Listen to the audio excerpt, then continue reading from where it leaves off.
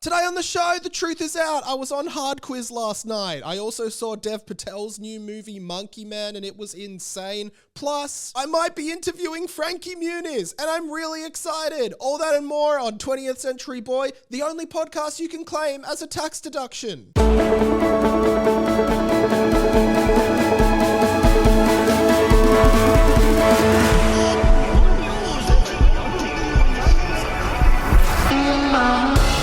Welcome to 20th Century Boy. My name is Quizzio Mike, and this is the inside of my mind. Welcome to the show. Sorry, there was no episode last week. There was an episode of Patel Mike on this feed, which is, a companion show to this show that's out every Friday, and that was great. But there was no 20th Century Boy, which is like, basically, if you're new, hi, this podcast is just like a weekly blog entry of my life in audio form and video form on YouTube. You can watch me talk for 45 minutes a week. It's the conversations you wish you were having about the stuff that no one else cares about. That's what this podcast is, and I hope you enjoy it. More on Hard Quiz a little bit later in the show. But yeah, if you missed it, I was on an Australian quiz show called Hard Quiz, the world's best and worst kept secret, finally aired last night. I will talk about that shortly. I just wanted to talk a little bit more about last week. Obviously, as I said, no episode. Just had a really tough week, and sometimes I think, with me at least, there's a lot going on in my mind that I don't realize or pick up on properly or acknowledge properly until there's just one set off that triggers it, and then it turns into a cave of poor mental health that's an incremental ticker that's ticking along. I always think of that book Atomic Habits by James Clear, which is everyone's read it now. It's the new buzz book where he talks about compound interest of habits, right? And if you do the same thing every day for a year, over that year, the compounding of that habit is going to either have a very positive or negative effect on you, right? And sometimes I feel when you don't acknowledge things that you're feeling, it just ends up compounding, and then bam, it all comes out and you just have a mental breakdown. So that's not fun. But I'm feeling a bit better now, and taken some good steps into trying to manage my mental health a bit better. But thank you. No one really got upset, and everyone just listened to the Patel Mike, which is great. Thank you for the support of the Patel Mike show on the public feed. It was a Patreon show for some time. But yeah, patreon.com/Radio Mike. Support the show. It is a tough industry to be in. It is a tough job, rather, to be an independent podcaster. So any financial help would be fantastic. Mainly though, in my personal life, I've just been trying to book stuff for this trip to Japan in 3 weeks, and I haven't been as organized as my Europe trip. I don't know what the output on this podcast is going to be while I'm there. I think I'm just going to pre-record 3 general episodes of the pod and put them out. We might not have Patel Mike running while I'm away, but I'm away from the 21st of April, which is very, very soon. So, keep an eye out for content. I don't just stopping content completely while I'm away, but at the same time, I'm on holidays. I'm a normal human, and I need to go on a break and a holiday. But I'm so excited for Japan. We have so many cool things coming up. It's my 4th trip there, but I haven't been there in 6 years. I went to Japan 3 times within 2 years because I really liked it. And so I haven't been there since 2018. But got so many fun things lined up that I just cannot wait for. And the food and just everything about it. Japan is awesome. Had a massive, frustrating evening the other night trying to book tickets to Universal Studios Osaka, which is a must-do. It's one of the best theme parks I've ever been to. And I've been there twice before. I've never encountered this issue in my life, but I actually was speaking to Patreon Whitey, who is one of the executive producers on the Patreon and has been for a while, long-time friend of the show, and just through being a friend of the show, has just become like a proper friend, like an IRL friend of mine, which is great. But Whitey is also going to Japan at a similar time. We are catching up in Osaka. We're going to go to the night aquarium there. They have one of the biggest aquariums in the world, and they do like a night aquarium where like all the lights are down, which sounds very, very cool. So looking forward to hanging out with Patrio Whitey there. But essentially, like, I spoke to Whitey and he was like, oh, I spent like an hour and a half trying to get tickets to Universal because the website is so bad. And I remember Whitey told me that, and I was like, nah, Whitey's just an idiot. It's going to be easy. I'm sure it'll be very, very simple. I was wrong. I should have listened to Whitey. It was genuinely the most painful experience of my entire life. That's such an exaggeration, but you know where I'm coming from. So like, basically, like, it's so unclear what you have to do for one, because you have to buy like a pass, like an admission pass to get in. That's already like $100 per person, right? And then basically, because they've just opened like this, recently they've opened the Super Nintendo World, where there's it's Mario themed. There's a bunch of Mario themed rides. Of course I have to go there. There's also Harry Potter World there, which has an amazing ride, which is Harry Potter and the Forbidden Journey, which is just like, if you don't like rides, you'll like this. It's so fun, but it's not like super scary or anything. It's just like a really fun ride. And because they're so popular, particularly the Nintendo World, as like tourist destinations, they now have like timed entry passes. So like, you can't just open them to everyone at all times. It's like you have to buy a separate pass to get into those worlds, and you guaranteed entry at a certain time. So I'm like, yeah, we've got to get those. And they also come with like fast passes to all the rides as well. And you have to like, if you know me, I'm a fast pass guy at a theme park. I will not stand in line at a theme park. Just give me a fast pass. And so, you know, we're like, I'm like, this seems relatively simple. Then quickly realize, oh no, the date that we've specifically blacked out to go to Universal, most of the passes to go to Super Nintendo World are sold out. I'm like, oh no, please don't tell me we've left it this late. Managed to find like one of the passes that only gets you fast passes on 4 rides, but gets you into Harry Potter World and Super Nintendo World. Managed to get that. And it was available on the date that we're going to go. And I was like, oh, great, awesome. Locked it in, added another $500, $250 per person, which is a lot, bringing the total of paid to about $700. I'm like, okay, whatever, I'm on holidays, fuck it. Put in like my name, all my details, and then my credit card details, and I press pay. And it says, sorry, your card couldn't be accepted. Please check your details. I check my details. They're all correct. Submit again. Sorry, your card couldn't be accepted. That's weird. Okay, that's cool. I'll just use my debit card. Debit, put in all the details. Didn't work. Same error message. That's weird. Okay, I'm going to go for my business card. Okay, claim it as a tax deduction, whatever. Business card, enter details. Didn't work. Same issue. Okay, this is weird. Hang on a second. I think Whitey told me exactly this happened to him. That's weird. I go on Reddit. Lots of people encountering the same problem. Basically, it seems like, I think Japan at the moment is in a very like anti-tourist kind of perspective. I don't know why, but I don't think they're massive on tourism at the moment. And essentially, like, it feels like they're doing everything they can to keep tourists from booking tickets to touristy kind of things, because they've removed Apple Pay as a payment option, and they're not accepting like any international cards. So it becomes almost impossible to book.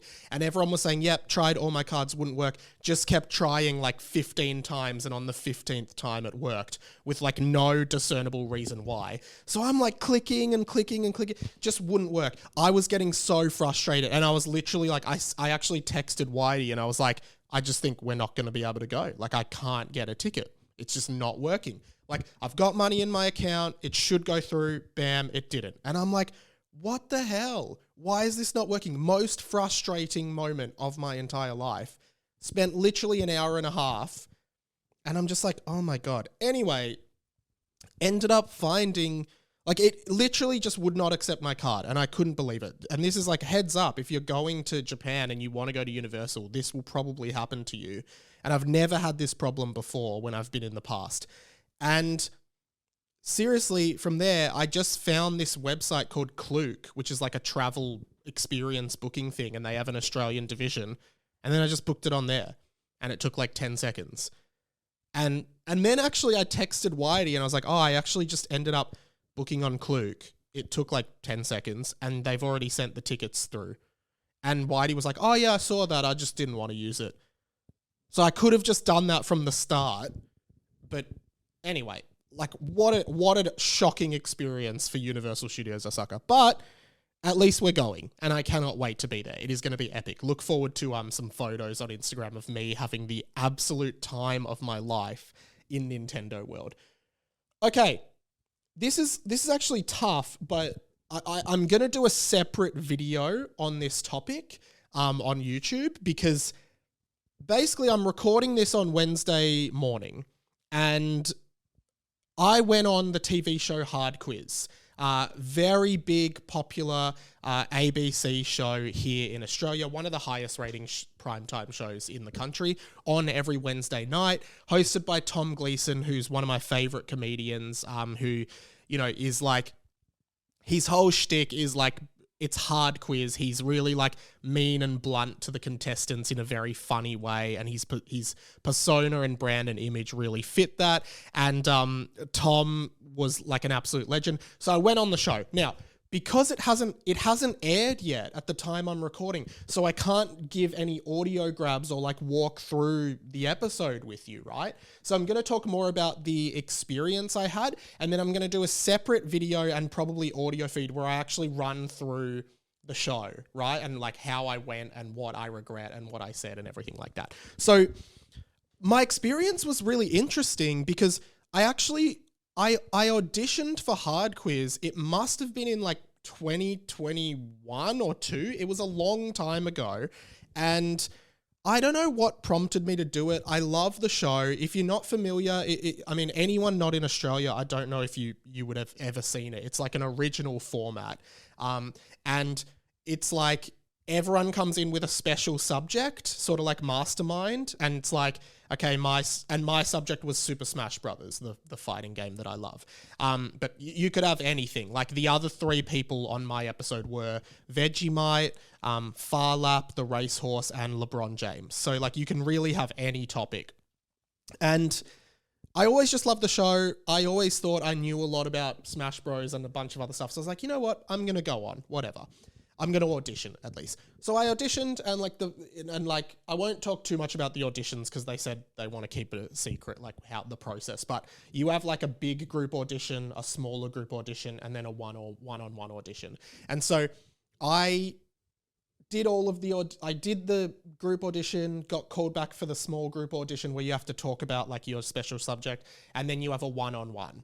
And I got called back to the one-on-one. And then I did not hear from them for literally 2 years. So I was like, that sucks. I guess I just didn't get in, but that's fine.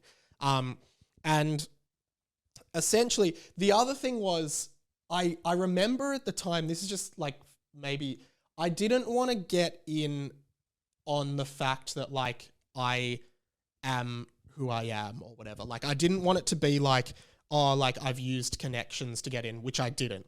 I actually I never mentioned anyone that I worked with or for.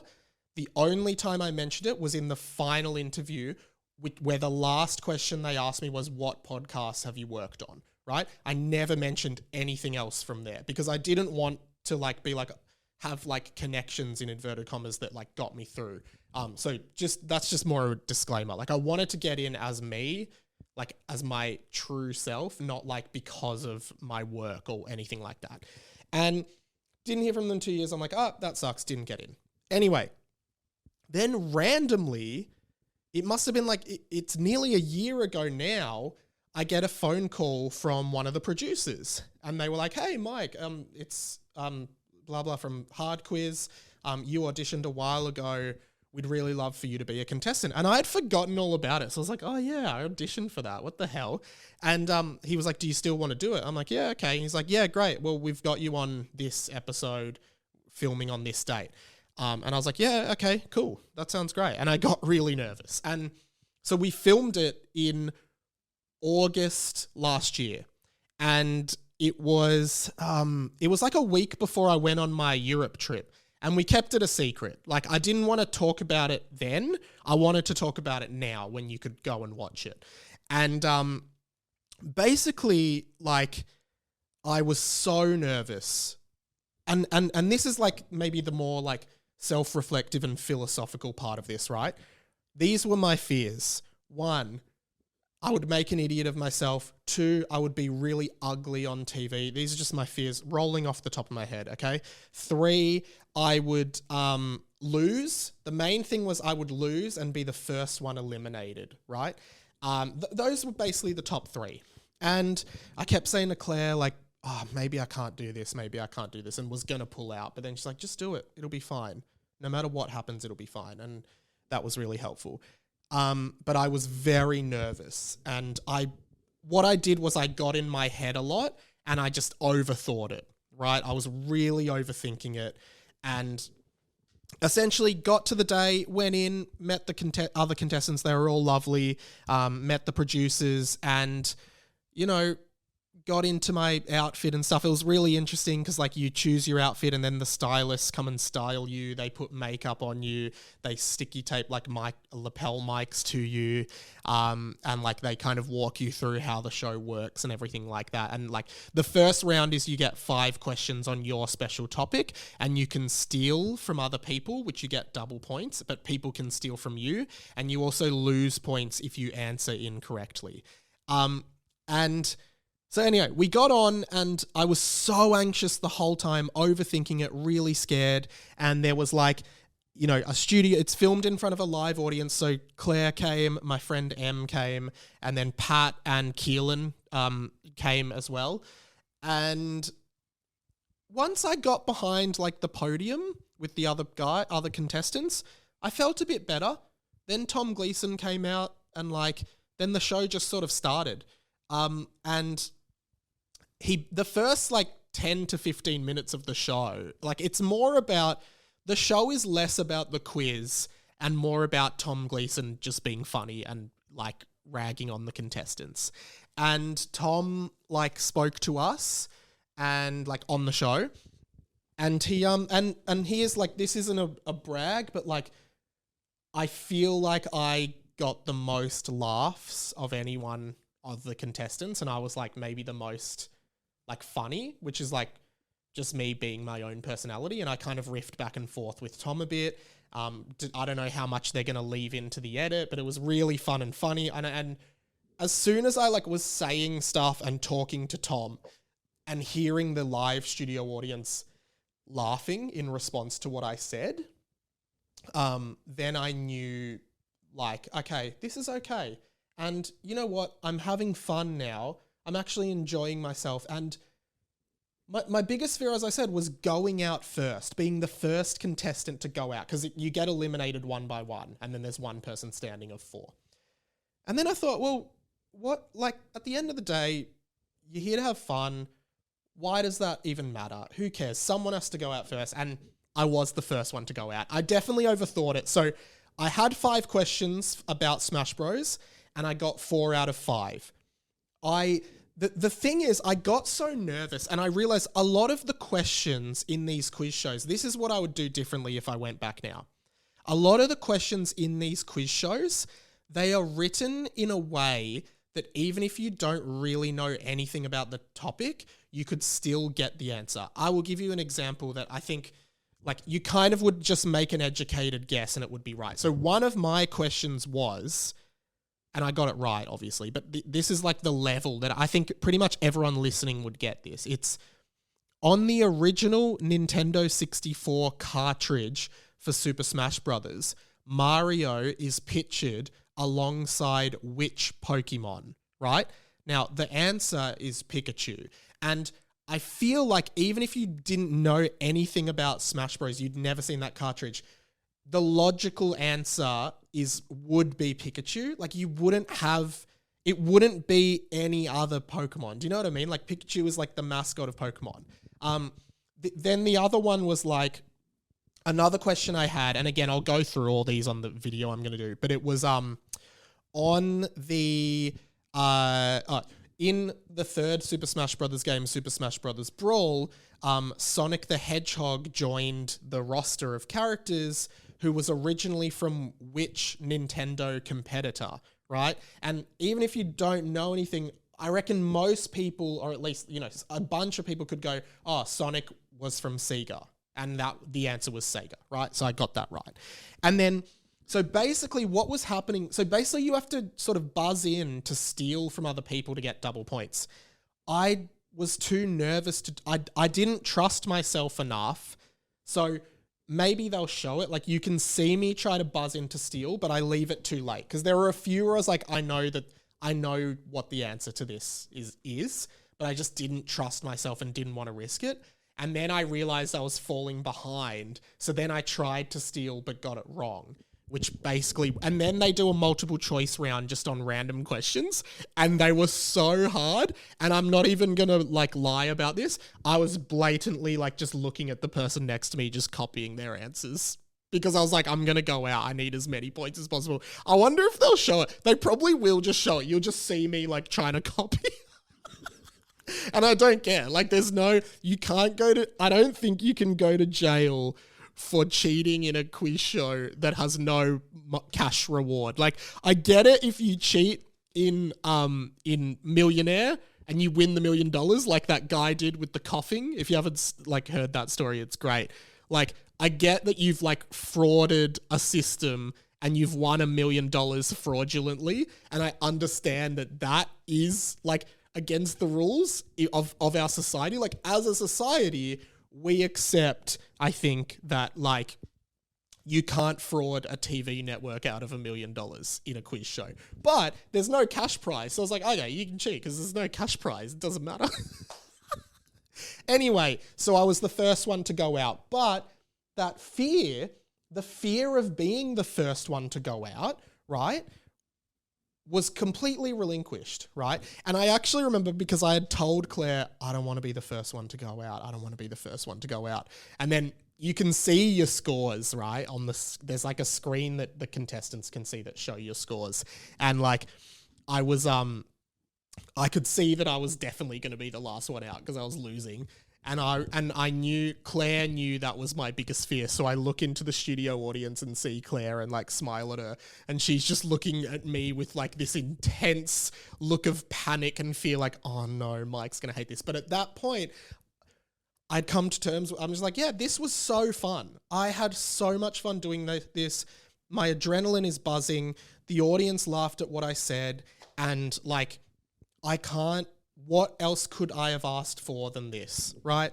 I had such a fun time and I didn't care.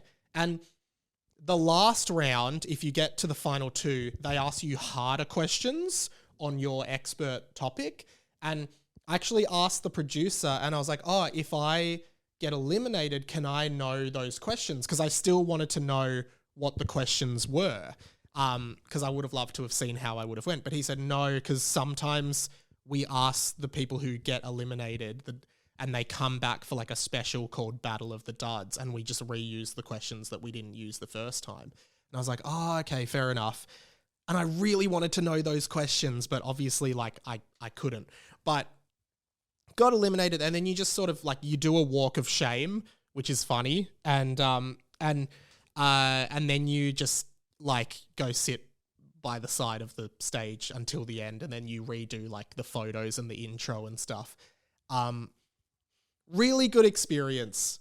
So much anxiety, but again, it's like that thing of like you step outside your comfort zone just a little bit and you widen your comfort zone. And now I'm like, oh, that actually wasn't that bad. I was nervous and I was scared, but I think I mistook the nervousness and fear for like incompetence and me being an idiot and like all these negative feelings, but that anxiety and fear is just there to kind of like make you because it's new, because it's foreign, because it's something you've never done before. So it's like, yeah, like this is scary, but I think it's going to be okay. And it was.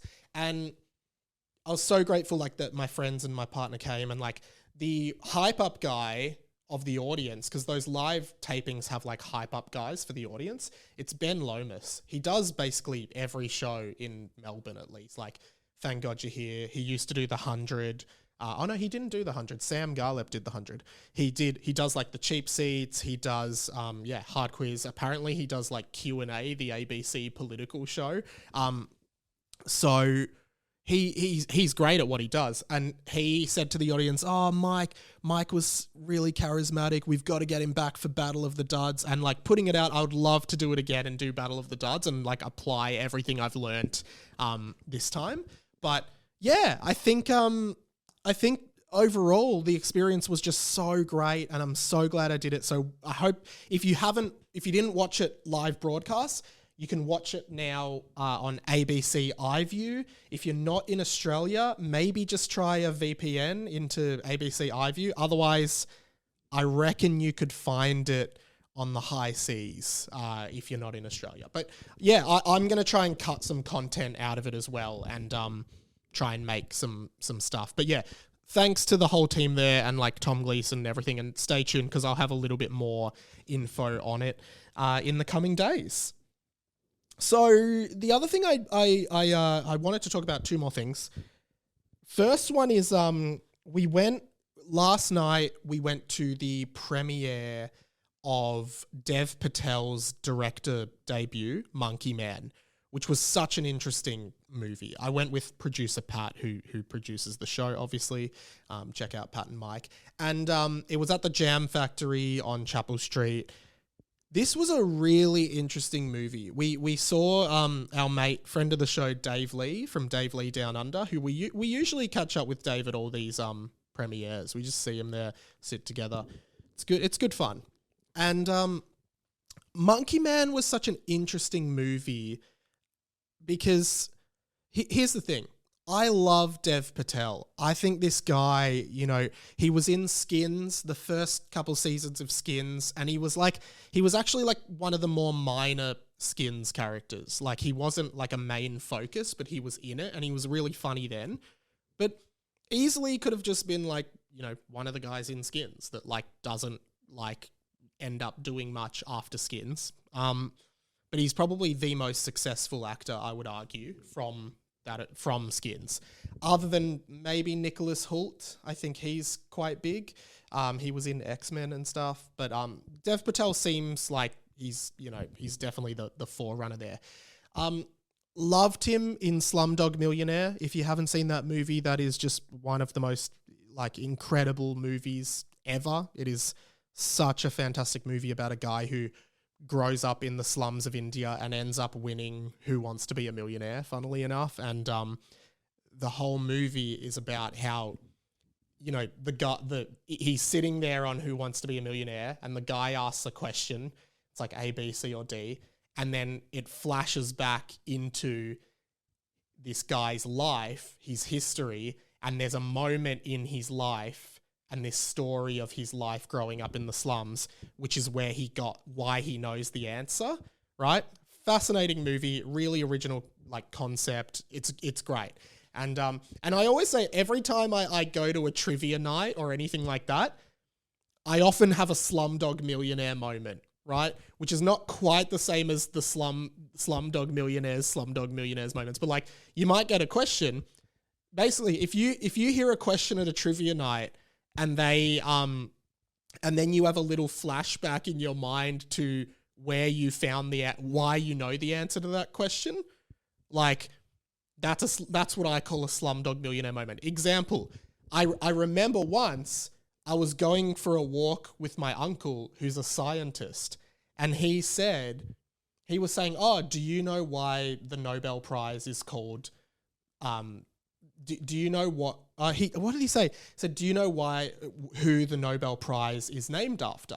And I was like, oh, like, I guess someone called Nobel. I think it might be John Nobel. That could be wrong. But he's like, yeah, John Nobel.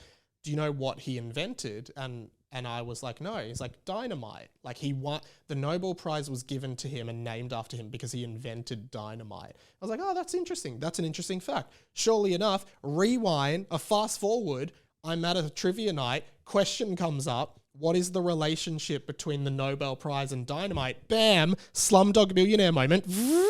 I flash back to that moment and I come back and I'm like, he invented dynamite. So, you know, that's a Slumdog Millionaire moment. Anyway, that's irrelevant.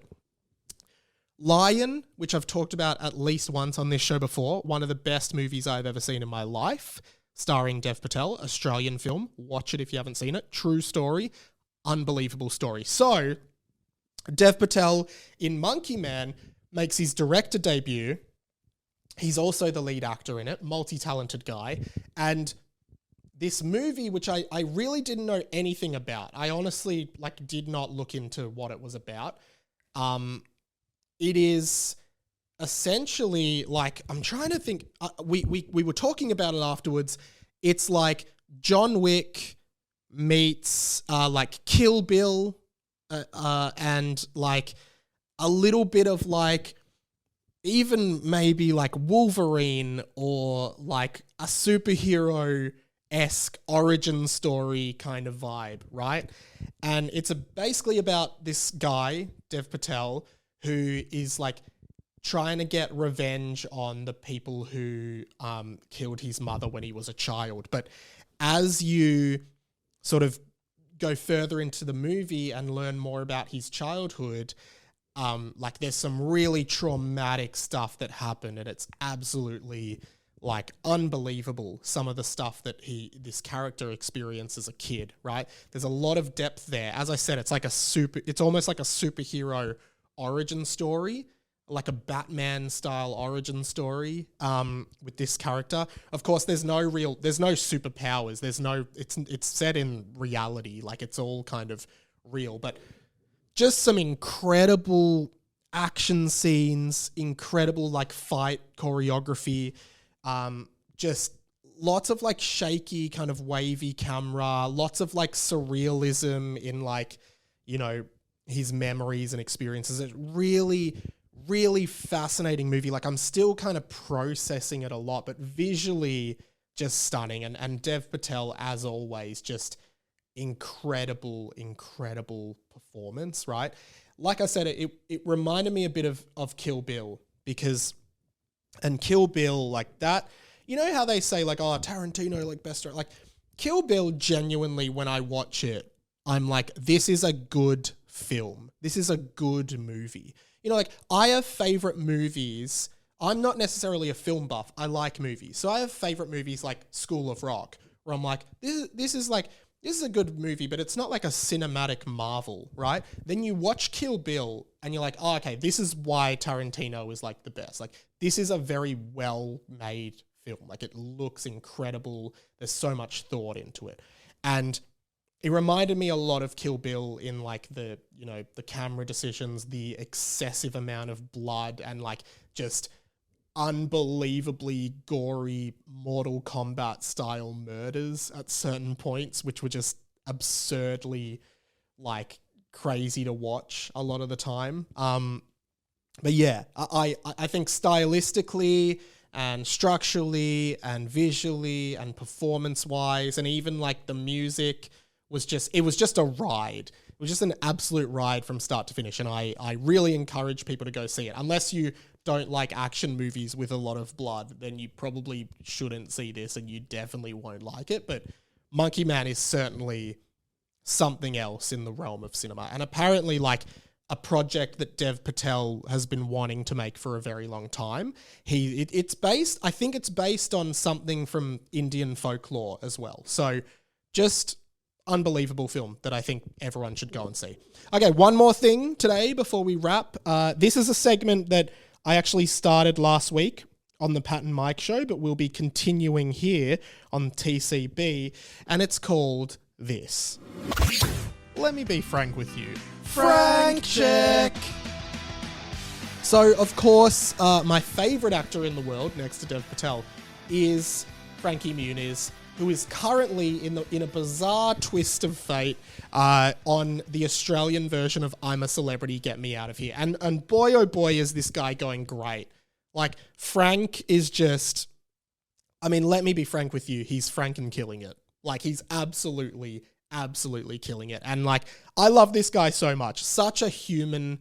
Just such a rounded human, and like him talking about his experience is great. Because the thing is, a lot of the celebrities they get on this show, I think they want them to tell stories that will generate headlines that people will write about. And like Frankie's been great. Like a lot of international headlines are picking up on stuff that he's saying in the jungle and stuff, which is great for him. I think it's awesome for his profile as well. And one of the things I found really interesting that he said on the show recently is he was asked about how his fame, his child fame from Malcolm in the Middle affected his family. Because like, you know, as much as I love Frankie, I don't really know anything about his like his family life or anything. And really heartfelt answer.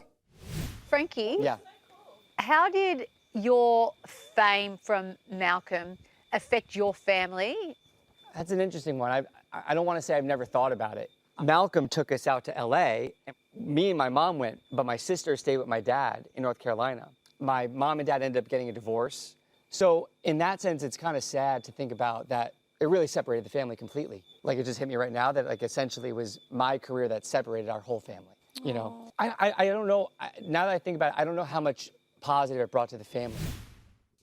I really like that. Like I love this guy so much, and I hope you love him too, because like I just think hearing about his experience, because someone like this I think brings so much joy, or has brought so much joy into so many people's lives. I said it last week on Pat and Mike, like I think Frankie Muniz was like the pinnacle of child stars, at least for me and my generation. Like a lot of the movies he were in were just so big for us, and I loved this guy, right? I loved Frankie. I still love Frankie. And you don't often like consider the human side of that, and how, you know, he clearly has these feelings of like, oh, my fame kind of ripped my family apart. And maybe even like, what if I didn't do Malcolm in the Middle and didn't become a famous actor and child star and just like, you know, left things, like lived a normal life, what could have been different? But I guess like, you know, that's the thing about life. You can't change things once they've happened. And that's something we all need to live with. However, I do have something kind of interesting on the Frankie front, because decided to go out on a wing from all my learnings from Hard Quiz about, you know, breaking through anxiety and fear. I was like, you know what? I genuinely love this guy so much. And I got on to one of my mates, Leon Shergan, who's a producer on the Fifi, Fev and Nick breakfast radio show here in Melbourne. He's the executive producer, rather, who's always been very helpful throughout my career. Great guy. He said, I said to Leon, because he's so well connected in this world of like Australian media, I was like, hey, mate, wondering if you can do me a favor. Do you know anyone who does PR for I'm a Celebrity, Get Me Out of Here? Because I would love to chat to Frankie Muniz and do like a proper interview with him. And he's like, yeah, absolutely. This is the person managing Melbourne publicity. Email her. I'll give her a heads up that you're emailing and we'll go from there. So I write an email. Said, hi, name. My name is Mike. I'm a content creator, podcaster and YouTuber with a focus on 90s, 2000s nostalgia content. I'm writing to check if there is any possibility of organising an interview with Frankie Muniz, as I know you're looking after publicity for I'm a Celebrity. I am a huge Frankie Muniz fan and have been my whole life. I was beyond ecstatic when I saw he was coming into the jungle and have been watching every night. I'm actually going to be starting a weekly segment on my podcast called Frank Check, where I play the best snippets of Frankie from the show. Actually, Frankie Muniz retweeted a video I made about him once last year where I talked about his amazing career and why he's so important to millennials and 90s kids. This is when my dream to interview him started. I'm a huge fan of all his work, from Malcolm in the Middle to Agent Cody Banks, Big Fat Liar, My Dog Skip, and his very short stint as a voice actor on The Fairly Odd Parents. That's something not many people know. My content reaches hundreds of thousands of people every month across YouTube, TikTok, Instagram, podcasts, and more, and it would be a life highlight to have even 10 minutes with Frankie. If this is something you can help me with, please let me know. I sent it out into the ether, and that's all you can do in these situations. And I get an email back. Hey, Mike, looping you in with this other person. She'll be on the ground in South Africa, coordinating Frankie's interview schedule. Love that you're a huge fan. I'm sure Frankie will be stoked to speak to you. You're not the boss of me now, and you're not so big. Take that, society. There is a possibility, and I don't want to tease it too much because it could definitely fall flat, but there is a possibility that I may interview my childhood hero, Frankie Muniz, just Frankie Muniz rather, on this podcast. And if it comes through, it'll genuinely be like the best thing ever. I'm really excited, but I don't want to jinx it, so no one talk about it for a bit. Nah, talk about it, whatever. Let's do one of these. Psst, the plug. Hey, thanks for listening. Couple things. There was a movie club for March that came out featuring Michael Campbell from Cancelled Movie Report, which is a great podcast.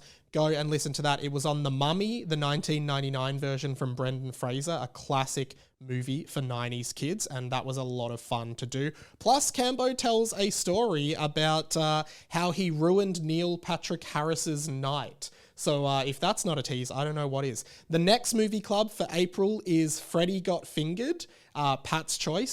So watch that. That'll be coming out at the end of April. From there, Harry Potter and the Boys is back, and I also want to plug Sam Garlep's Comedy Fest show. If you're listening to this on the Thursday, there are 2 more nights, the Friday and the Saturday. Grab a ticket. It's such a good show. So please go comedyfestival.com.au, search Sam Garlep, grab yourself a ticket. Use code HARRY for cheap tickets. That was for Harry Potter and the Boys listeners, but I'm throwing it here as well. From there, you can also listen to Pat and Mike tomorrow. Check out the YouTube channel. I'm going to be doing a video, I think, of course, on my hard quiz adventure, but I'm also going to be doing a video, I think in the next week or so, on why I think Malcolm in the Middle is actually such an underrated show. So I'd love for you to check that out. I think that is almost everything. Let me just check if I had anything. No, that's pretty much it. There'll be a bit of content on TikTok, Instagram, all of that stuff that we do. But for now, thank you so much for listening. My name's Radio Mike. This has been The Inside of My Mind. Catch you later.